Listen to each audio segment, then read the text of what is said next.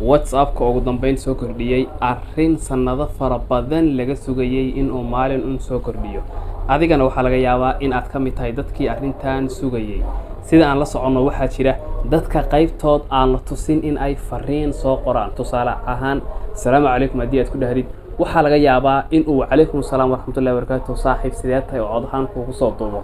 dhanka kale sidoo kale waxaa jira dad iyagana aan la tusi karin inay cod duubaan laakiin fariina soo qori kara, fariimo aad u dhaadheerna akhrin kara. Marka sidee ayaa cod lagu soo duubay uga dhigan kartaa qoraal? Ama waxaba laga yaabaa adoo shir ku jira inuu qof cod ku soo duubo, ama meel gaar ah ku jira, ama meel saxmad adoo ku jira inuu cod ku soo duubo, ama adoo qof kale la fadhiyo kale. marka sidee cod lagu soo duubay uga dhigan kartaa qoraal adigoona dhageysan? ilaa codkaas uu ahaado 2 daqiiqo 3 daqiiqo wuxuu rabo ha ahaado.